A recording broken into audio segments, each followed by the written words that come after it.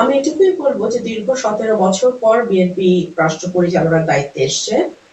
BNP যদি তার নেতাকর্মীদেরকে লোকাল লেভেলে কন্ট্রোল না করে এখনই, এর পরিণতি ভয়াবহ রকম হবে। আমি এটুকুই বলবো, এটা একেবারে পূর্ব পরিকল্পিত হামলা। এবং উপজেলার নেতারা, এবং সেখানে কিন্তু উপজেলার প্রেসিডেন্ট সেক্রেটারি ছিল না। আমরা কিন্তু উপজেলার প্রেসিডেন্ট সেক্রেটারিকে দেখি নাই।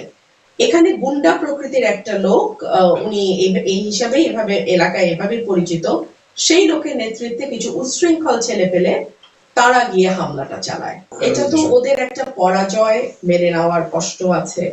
আমি এখান থেকে স্বতন্ত্র জিতে গেছি, ওনারা কোটি কোটি টাকার লেনদেন করেও পারেন নাই, ব্যালট স্টাফ করেছেন, ওনার ছেলে সেনাবাহিনীতে আছে, সেই পরিচয় ব্যবহার করে নানান ভাবে চেষ্টা করেছেন, কাজ হয় নাই।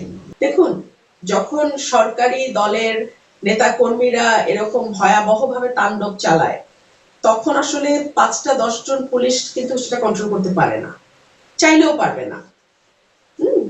সো এটা খুব মানে একটা ভয়াবহ পরিস্থিতি তৈরি হয়েছে। সার্টেনলি বিচার চাই, বিচার চাই মানে বিচার করব। তার অভিযোগ হচ্ছে আপনি আওয়ামী লীগের নেতাকর্মী নিয়ে খুঁজে দেখেছেন, এই ব্যাপারে কি বলবেন?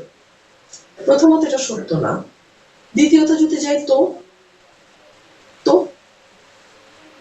তো সে পারবে?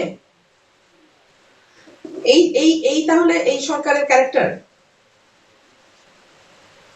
প্রথমত এটা সত্য না, দ্বিতীয়ত যদি যাই তো। কারো কি উস্কানি আছে এর পেছনে মনে করছেন? উস্কানি তো ডেফিনেটলি, মানে এটা তো একটা দলবদ্ধ সংঘবদ্ধ আক্রমণ দেশীয় অস্ত্রশস্ত্র নিয়ে। অশিক্ষিত লিডারশিপ যারা স্থানীয় থাকে তারা এক ধরনের পাঙ্গা লড়তে চায়, এটাই আর কিছু। যদি প্রাণনাশের কোনো চেষ্টা হয়ে থাকে, আমি আশা করব সেটা সঠিকভাবে তদন্ত করে সেটার বিচার হবে। আর যদি সরকার এখানে কোনো রকম হস্তক্ষেপ করার চেষ্টা করে, সরকারকে এটার পরিণতি ভোগ